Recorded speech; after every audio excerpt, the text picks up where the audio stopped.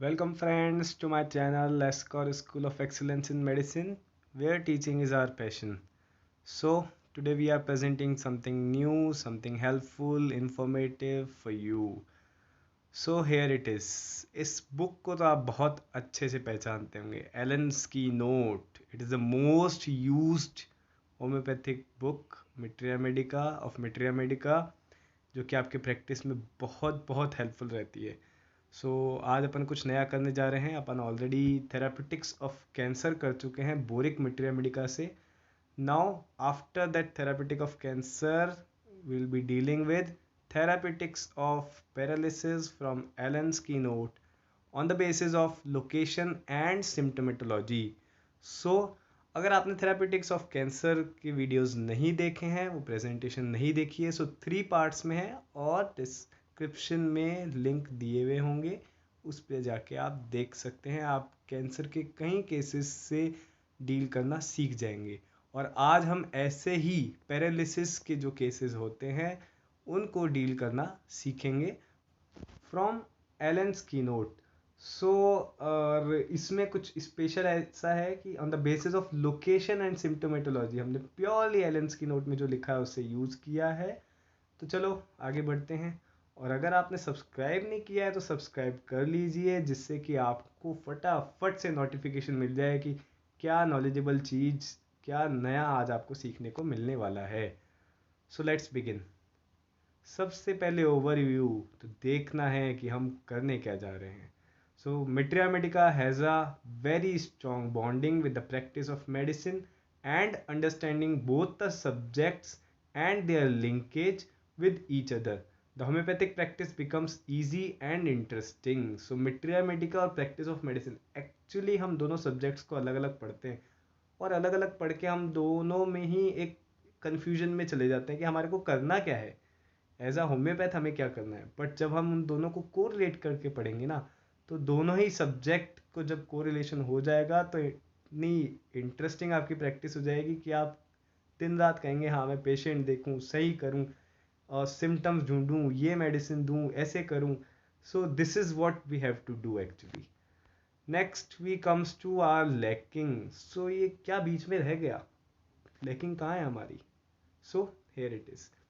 We know the symptoms of the medicine but unaware of the cause behind that symptom. Symptom सब रट लेते हैं हम मिट्रिया Medica के, बट क्या है उसके पीछे क्या कारण है, क्यों आया, ये हम दिमाग ही नहीं लगाना चाहते. But when we have the knowledge that why and how this symptom is produced by this medicine and what's the reason behind it in the patient, we can easily reach up to the similar medicine which will cure the patient undoubtedly. अगर हम ये चीज़ समझ जाएं कि हाँ symptom के पीछे कारण क्या है, क्यों इस मेडिसिन में ये सिम्टम आया, पेशेंट को क्या दिक्कत है, तो हम पेशेंट को बहुत ही अच्छे तरीके से सही कर सकते हैं. इस लैकिंग को हमें ख़त्म करना पड़ेगा. तो ये खाली जगह है, इसको भरने की कोशिश करेंगे अपन. The paralysis patient using एलेंस key note. Paralysis के पेशेंट ज़रूर आपने कभी ना कभी कहीं ना कहीं देखे होंगे. अलग अलग टाइप के पैरालिसिस देखे होंगे, अलग अलग ऑर्गन से रिलेटेड पैरालिसिस देखे होंगे. तो कैसे हम एलेंस की नोट को इस तरीके से यूज़ करें कि उन पेशेंट्स को सही कर सकें. Here it is. The medicine has been extracted from the Allen's key note keeping the same theme in mind. We read the book many a times but unable to grasp this linkage, and to make it in our mind I have selected a single topic of paralysis and made the task of learning easy for you. Hope that this will help you to remember and click in your mind while coming in the exposure of the patient, and will help your patient to get rid of his complaint. हमने यही सोच के काम किया है. उसके according paralysis की जो मेडिसिन कॉमन दी हुई हैं, जिस तरीके से जो सिम्टम दिए हुए हैं वो निकालने की कोशिश करी है, और यही आज अपन प्रेजेंट करेंगे. ओके. हम बहुत बार पढ़ते हैं एलेंस की नोट बट इन चीज़ों को पकड़ नहीं पाते, तो आज उन्हीं से डील करते हैं. अब अपन अपनी मेन प्रेजेंटेशन स्टार्ट करते हैं. सबसे पहले लंग्स, ऐसी मेडिसिन जो कि लंग्स के ऊपर काम करके किसी ना किसी तरीके से उसको काम करने से रोके, वो मेडिसिन अपने को देखनी है और पेशेंट में वो क्या सिम्टम मिलेगा वो देखना है. The medicine is antimonium tartaricum. Antim टाट आपने बहुत बार पढ़ी होगी, बहुत अच्छे से पढ़ी होगी, कुछ सिम्टम्स भी आपको बहुत अच्छे से आते होंगे। रेटलिंग एक आपने अगर सुना है तो रेटलिंग की टॉप मोस्ट मेडिसिन एंटिम टाट है। एंटिम टाट, इपीकैक्स, एंटिम टाट is a very good medicine. और लंग्स के ऊपर एक्ट करके ये क्या सिम्टम प्रोड्यूस करती है? Asphyxia, and the patient is unable to expectorate even the loose mucus. So asphyxia means unable to breathe properly, आ ही नहीं रही ब्रीदिंग, सांस लेने में इतनी दिक्कत हो रही है कि सांस आ ही नहीं रही। दिक्कत होना is difficulty in breathing, that is dyspnoea, but आ ही नहीं रही, दैट इज एस्फिक्सिया, की जैसे लंग्स पैरालाइज्ड हो गए ऐसा लगता है। और क्या होता है कि क्योंकि पैरालिसिस का मतलब एक एक्टिविटी का डिक्रीज होना, तो वो जो एक्सपेक्टोरेशन की जो नॉर्मल एक्टिविटी लंग्स करते हैं या ट्रैकिया में सीलिया करता है, उसका पैरालिसिस हो रहा है। सो उसका पैरालिसिस होने की वजह से क्या हो रहा है कि अपन एक्सपेक्टोरेशन कर नहीं पा रहे, एक्सपेक्टोरेशन कर नहीं पा रहे। तो यही काम ये मेडिसिन कराती है। जब आप इस मेडिसिन को ऐसे केसेस में देंगे तो सांस लेने में पेशेंट को बेटर फील होगा, सांस ले पाएगा और इजीली एक्सपेक्टोरेट कर पाएगा, जिससे कि जो भी वेस्ट प्रोडक्ट बॉडी में आया है वो कि एक्सक्रीट हो सके। नेक्स्ट अपन बात करेंगे, ये आप स्ट्रक्चर पहचानिए। What are these structures called? These structures are vocal cords. So vocal cords का पैरालिसिस। अब आप सोच सकते हैं क्या मेडिसिन होगी और वोकल कॉर्ड्स का अगर पैरालिसिस होगा तो सिम्टम क्या होगा? आई होप आप लोग समझ गए होंगे। सिम्टम इज, वोकल कॉर्ड्स का काम क्या है? बुलवाना। अगर वोकल कॉर्ड्स का पैरालिसिस होगा तो बोलने में दिक्कत होगी। सो symptom will be aphonia. Medicine is causticum, a very great medicine for paralysis. Causticum and gelsemium हमारी मेट्रिया मेडिका की दो ऐसी टॉप मोस्ट मेडिसिन हैं पैरालिसिस की, जो आप किसी भी काइंड के पैरालिसिस में कॉस्टिकम और जेल्सीमियम आप यूज़ करते हो। डायरेक्ट नर्वस सिस्टम पे एक्ट करके ये दोनों ही मेडिसिन पैरालिसिस प्रोड्यूस करती है। सो कॉस्टिकम एक्चुअली सिंगल पार्ट्स पे एक्ट करती है। अभी और भी 3-4 स्लाइड्स आएंगी कॉस्टिकम की नेक्स्ट। सो सिंगल पार्ट्स का पैरालिसिस करती है। तो दिस वोकल कॉर्ड्स, एक वोकल कॉर्ड, सिर्फ वोकल कॉर्ड का पैरालिसिस प्रोड्यूस किया है और प्रोड्यूस करके सिम्टम इज एफोनिया। लेकिन कैरेक्टरिस्टिक, अब अपन ने प्रैक्टिस ऑफ मेडिसिन की बात करी अभी तक कि कॉस्टिकम वोकल कॉर्ड्स को पैरालिसिस प्रोड्यूस करके एफोनिया का सिम्टम ला रही है। नाउ है होम्योपैथी का पार्ट है aggravation in the morning. So morning aggravation, aphonia अगर मिल रहा है, मेडिसिन इज कॉस्टिकम। बिना सोचे समझे आप और सिम्टम्स को भी वेरीफाई कर सकते हैं, दे सकते हैं। It will surely give you the results and the patient की स्माइल आपको देखने को मिल सकती है using Causticum in this case. Next again Causticum की बात करेंगे। आईलिड्स आपको यहाँ दिख रही हैं, आईलिड्स पे एक्ट करती है कॉस्टिकम और एक्ट करके क्या करती है? Drooping of upper eyelids, can not keep them open, खुलती नहीं है आँख। इस कंडीशन को हम बोलते हैं टॉसिस, PTOSIS। आगे फिर बार बार ये टर्म आएगी क्योंकि बहुत सारी मेडिसिन हैं जो आईलिड्स पे एक्ट करके उसको टॉसिस कराती हैं। सो ड्रूपिंग ऑफ अपर आईलिड्स मतलब आपकी आँख की जो पलकें हैं, ऊपर वाली जो पलक है वो गिर गई है। आगे अभी प्रैक्टिस ऑफ मेडिसिन से अपन डील करेंगे, वापस एनाटमी वगैरह सब आएगी, वो अपन फिर से पढ़ेंगे, आगे सब आएगा। So drooping of upper eyelids can not keep them open, this is as it is symptom, जो एलेंस की नोट में लिखा है। ये कैसे होता है? अपर आईलिड्स का पैरालिसिस प्रोड्यूस करके। Okay, so next is again Causticum acting on extremities, पैरों के ऊपर एक्ट करते, और पैरों के ऊपर एक्ट करके क्या करती है? Children slow in learning to walk, unsteady walking and easy falling of little children. There are many medicine जिसमें कि चलने में दिक्कत होती है। बेराटा कार्ब है, कैलकेरिया कार्ब है, ऐसे ही कॉस्टिकम है, बट उन दोनों में रीज़न बिल्कुल डिफरेंट है। आप एक बार पढ़िए, उसको डिफ्रेंशिएट कीजिए। अगर आप डिफ्रेंशिएट कर सकें उसको कमेंट सेक्शन में छोड़िएगा कि बेराटा कार्ब की लेट लर्निंग वॉक क्या है या फिर कैलकेरिया कार्ब की लेट लर्निंग वॉक क्या है। वो एक बार कमेंट सेक्शन में आप उनके रीज़न छोड़िएगा। यहाँ reason is paralysis of extremities, कहीं ना कहीं बच्चे में वीकनेस है। पैरालिसिस मीन्स पूरी तरीके से ये नहीं होता कि inactivity, it's can be a condition of only weakness, that is also paralysis. उस वीकनेस की वजह से बच्चा चल नहीं पा रहा है, तो पैरालिसिस उसके ऊपर एक्ट करके और प्रोड्यूस करती है, और लेट लर्निंग टू वॉक होता है, प्लस बच्चा क्योंकि चल नहीं पाता, संभल नहीं पाता, तो गिरता है बार बार. Okay, next is this, you can see this is a bladder. So again medicine is causticum, bladder पे act करेगी, और bladder पे act करके क्या करती है, urinary involuntary when coughing, sneezing, blowing the nose. तो जैसे ही पेशेंट खांसता है या छींकता है या फिर नाक साफ करने की कोशिश करता है, बताओ इतने से एक्सर्शन पे उसको यूरिन का इनवॉलेंट्री डिस्चार्ज हो जाता है. ये ब्लैडर के पैरालिसिस की वजह से कॉस्टिकम में प्रोड्यूस होता है. सो नेक्स्ट इज, ये आप देख सकते हैं टंग है. सो टंग पे अपनी मेडिसिन जो है वो काम करेगी, cuprum metallicum. So cuprum metallicum while acting on tongue producing paralysis, and the symptom is imperfect stammering speech. हकलाना जो बोलते हैं अपन, पेशेंट हकला के बोलता है, जैसे क क क क क क किरण वाला. सो इम्परफेक्ट स्टैमरिंग स्पीच, बोल नहीं पाता, बोलना चाहता है तो हकला के वर्ड स्टार्ट करता है, लेकिन बोलने में हकलाता है. और यही क्यूप्रम मेट का सिम्टम है कि टंग के पैरालिसिस करके स्टैमरिंग प्रोड्यूस करता है. स्टैमरिंग की एक और बहुत अच्छी मेडिसिन आपकी है स्टामोनियम. स्टामोनियम को कंपेयर कीजिएगा, पढ़िएगा, कमेंट सेक्शन में लिख सकते हैं आप, ढूंढिएगा उसको. स्टैमरिंग की बहुत अच्छी मेडिसिन है और बहुत अच्छे रिजल्ट्स देते हैं. वहाँ पे रीज़न कुछ और है लेकिन, ठीक है. सो नेक्स्ट अपन आते हैं इक्विजिटम हाइमेल.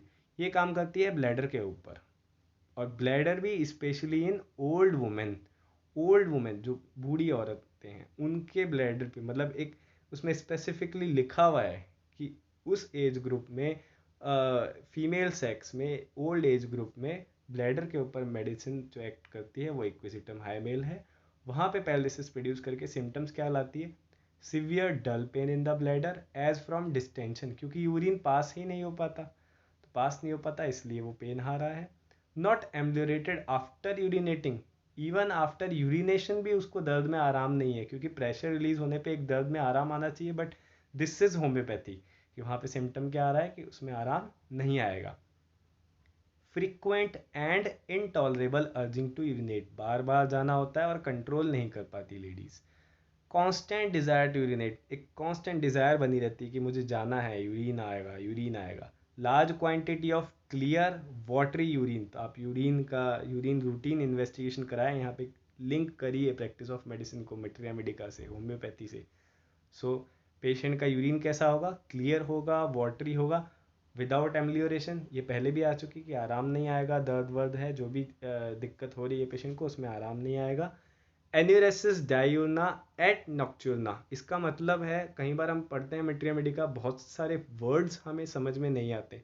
सो ये भी ऐसा ही है. एन्यूरेसिस मतलब इनवॉलेंट्री यूरिनेशन, डायूना मतलब एट नॉक्चुरना मतलब दिन और रात दोनों ही टाइम हमारे को, मतलब पेशेंट को दिक्कत होगी, इनवॉलेंट्री यूरिनेशन की कंप्लेंट पेशेंट में रहेगी. नेक्स्ट हम बात करेंगे अगेन आईलिड पे. Medicine is gelsemium. जैसा कि हम बात कर चुके हैं कि कॉस्टिकम, जेलसीमियम दो हमारी मेट्रिया मेडिका की ऐसी टॉप मेडिसिन है जो कि हर तरीके के पैरालिसिस में आपको हेल्प कर सकती हैं. So gelsemium again acting on eyelid, producing ptosis. Symptom जो लिखा है एलन स्कीरोट ने, वो लिखा है great heaviness of the eyelids. So भारीपन फील होता है, can not keep them open, खुला नहीं रख सकता. Next hyoscyamus niger. Hyoscyamus niger में क्या है, bladder in women after labour, specially उन फीमेल्स में एक्ट करती हैं जो कि अभी अभी डिलीवरी हुई है, और डिलीवरी के बाद में जो पोस्टमार्टम पीरियड जिसको हम बोलते हैं, डिलीवरी के बाद का जो पीरियड बोलते हैं, उस पीरियड में काम करती है. और ब्लैडर पे एक्ट करके क्या सिम्टम प्रोड्यूस करती है, आफ्टर लेबर विथ रिटेंशन और incontinence of urine.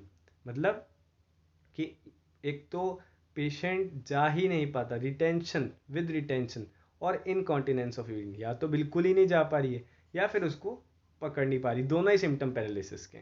No desire to urinate in lying in women. Lying in women मतलब वुमेन इन लेबर है यहाँ पे, ओके, जो आफ्टर लेबर जो वुमेन है, लाइंग इन वुमेन का मतलब वो है, तो आपको पिक्चर से भी समझ में आ रहा होगा.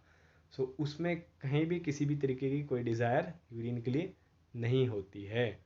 नेक्स्ट हम आएंगे opium. Opium is a very good medicine in paralysis again, और इसके प्राइमरी सेकेंडरी एक्शन है, और दोनों ही एक्शन जब ये करती है तो बहुत ही दोनों अलग तरीके के सिम्टम्स देती है। इंटेस्टाइन इंस्पेक्ट करेगी, स्पेशली इसमें भी मेंशन है बच्चों के इंटेस्टाइन पे, या कॉर्पुलेंट मतलब मोटे लोग, ओबीस लोग हैं, गुड नेचर्ड वुमेन है, अच्छी वुमेन है, मोटी है थोड़ी, हेल्दी जिसको अपन बोलते हैं, ठीक है। सो उनके ऊपर उनकी इंटेस्टाइन इंस्पेक्ट करके क्या करती है, कॉन्स्टिपेशन प्रोड्यूस करती है। और बच्चों में भी कॉन्स्टिपेशन की बहुत अच्छी मेडिसिन है, बहुत अच्छे very good results OPM give, और मेरे क्लिनिकल एक्सपीरियंस से कह रहा हूँ। And constipation, no desire, even desire नहीं होती। जब मदर भी आती है तो बोलती है यार ये तो 3 3 दिन से डॉक्टर साहब जाता ही नहीं है ये। So no desire. अब बच्चा नहीं बोलेगा मुझे डिज़ायर नहीं होती, मुझे जाने की इच्छा नहीं होती, 3 दिन से नहीं जा रहा मतलब डिज़ायर नहीं है। Okay, this is understood. From lead poisoning, lead poisoning की वजह से स्टूल कैसा होता है, हार्ड होता है, राउंड ब्लैक बॉल्स, ये जो राउंड ब्लैक बॉल्स है, हार्ड है, ये कैरेक्टरिस्टिक है कॉन्स्टिपेशन का। 3 दिन बाद भी जाएगा तो ऐसा जाएगा। फीसेस प्रेट्रूड एंड रिसीड, ये बहुत सारी मेडिसिन से आप कंपेयर कर सकते हैं, साइलिशिया, थूजा, ऐसी बहुत सारी मेडिसिन है कि पॉटी बाहर निकलती है और फिर ऐसे लगता है कि वो अंदर चली गई है वापस। This is opium. नेक्स्ट हम बात करेंगे, आप यहाँ पे देख सकते हैं रेक्टम, और यहाँ पे आपको कुछ स्फिंक्टर दिख रहे हैं, एक्सटीरियर इन्फिंक्टर, इंटीरियर इन्फिंक्टर। तो इन्फिंक्टर के ऊपर जो स्फिंक्टर एनाए हैं उनके ऊपर एक्ट करती है, और उनके ऊपर एक्ट करने वाली मेडिसिन अगेन ओपीएम है।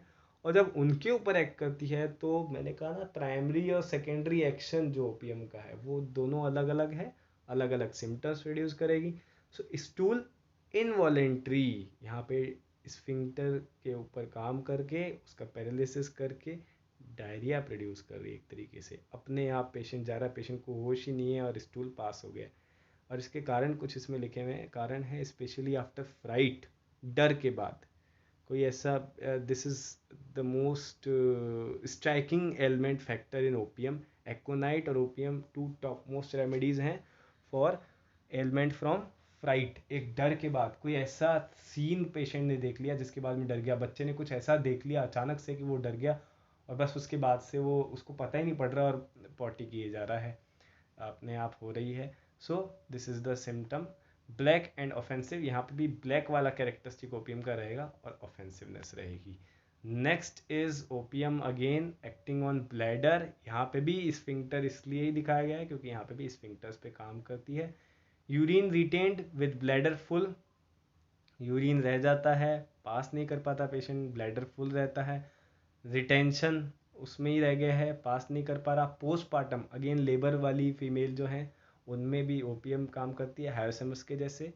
और from excessive use of tobacco, so tobacco के ज़्यादा यूज़ करने की वजह से। In nursing children, again children में काम करती है।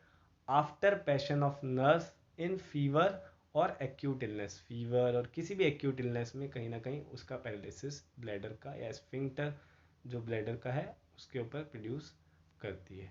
नेक्स्ट अपन बात करते हैं अगेन एक ऐसी मेडिसिन जो रेक्टम के ऊपर एक्ट करती है, और वो है प्लम्बम मेटेलिकम। और ये मेडिसिन भी रेक्टम का पैरालिसिस प्रोड्यूस करके कॉन्स्टिपेशन ही प्रोड्यूस करती है। स्टूल का कैरेक्टर यहाँ आप ओपीएम और प्लम्बम मेट का डिफ्रेंशिएट कर सकते हैं। वहाँ पे भी हार्ड है, यहाँ पे भी हार्ड है, वहाँ पे ब्लैक है, यहाँ पे ब्लैक है, बट यहाँ hard, lumpy, black like sheep dung, sheep dung जैसे छोटी छोटी सी पॉटी होती है बिल्कुल, और वहाँ पे राउंड बॉल बड़े बड़े से अलग से होती है, ठीक है। वहाँ बड़ी बॉल्स हैं, यहाँ पे छोटी बॉल्स हैं, दोनों ब्लैक हैं और कॉन्स्टिपेशन प्रोड्यूस कर रहे हैं, बस इतना सा डिफरेंस है ओपीएम और प्लम्बम मेटेलिकम के रेक्टम पे पैरालिसिस का। नेक्स्ट हम बात करेंगे again rhus tox acting on eyelid produces ptosis, मैंने आपको बताया था PTOSIS, ptosis, drooping of eyelids, upper eyelids. Okay, next sepia. So अभी तक अपन जो भी बात कर रहे थे कि एक आईलिड दिखा रहा था मैं इतने टाइम से, है ना। तो एक आईलिड पे कॉस्टिकम ने काम किया, एक आईलिड पे जेल्सीमियम ने काम किया, एक आईलिड पे रस्टॉक्स ने काम किया, दोनों पे भी कर सकती है बट ऐसा मेंशन एलेंस की नोट में कहीं नहीं है।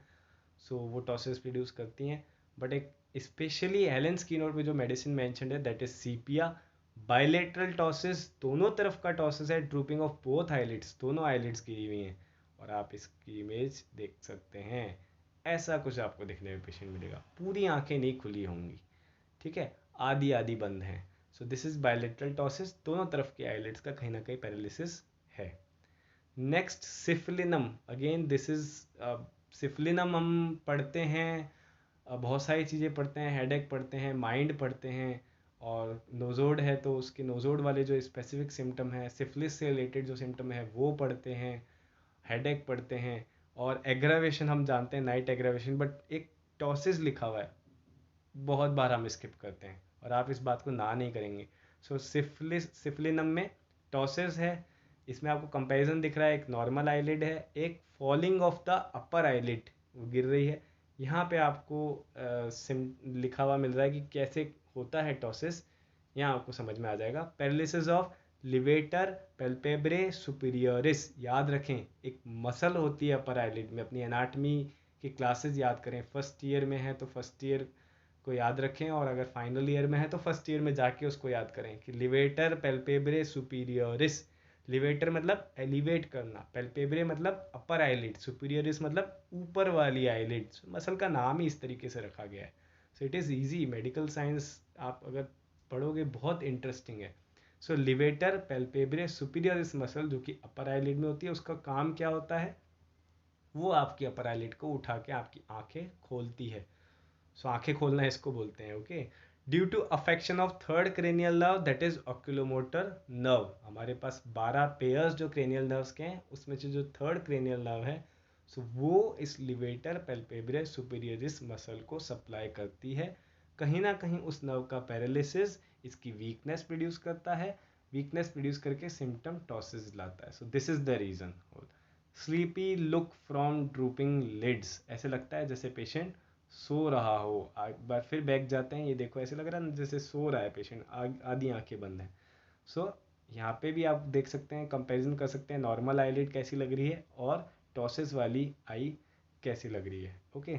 So this was about syphilinum. Syphilinum में एक और है, अगेन वो एक और जगह एक और नर्व पे काम करके, that is fourth cranial nerve, trochlear nerve, जो कि सुपीरियर ऑब्लिक मसल, एक एक्स्ट्राक्युलर मसल्स जो होती हैं उनमें से एक मसल है सुपीरियर ऑब्लिक मसल, उसके ऊपर काम करती है, और उस नर्व का पैरालिसिस, उस मसल का पैरालिसिस प्रोड्यूस कराती है, और the symptom is diplopia. Diplopia is double image से दिखती है, तो one image seen below the other, इसलिए आपको इमेज भी ये वाली लगाई है। मोस्टली जो इमेजेस अपने को देखने को मिलती है वो एक का दो, मतलब एक के साइड में एक देखने को मिल रहा है, बट सिफलिनम का सिम्टम है, इस सिम्टम पे अगर आप सिफलिनम दोगे तभी सिफलिनम काम करेगी, अदरवाइज काम नहीं करेगी। Symptom is one image seen below the other, ऊपर नीचे दिखता है, जैसे आपको चश्मा दिख रहा होगा, उसको ध्यान से देखोगे तो आपको खुद को ऐसे दो दो ऐसे दिखने लगेगा, इल्यूजन होने लग जाएगा। सो ऊपर एक चश्मा दिख रहा है, नीचे एक चश्मा दिख रहा है, ऊपर एक बुक दिख रही है, नीचे एक बुक दिख रही है, जबकि चश्मा भी एक ही है और बुक भी एक ही है। This is diplopia. सो ऊपर नीचे अगर दिख रहे हैं, एक ही चीज दो दिख रही है, medicine is syphilinum, it will surely act and give you the final results. So that was all about therapeutics of paralysis. I hope आपके काम आएगा, प्रैक्टिस में कोई भी ऐसा केस हो याद कर लीजिएगा, यूज़ कीजिएगा, और पेशेंट को एक स्माइल दे दीजिएगा, and that's all. Thank you so much.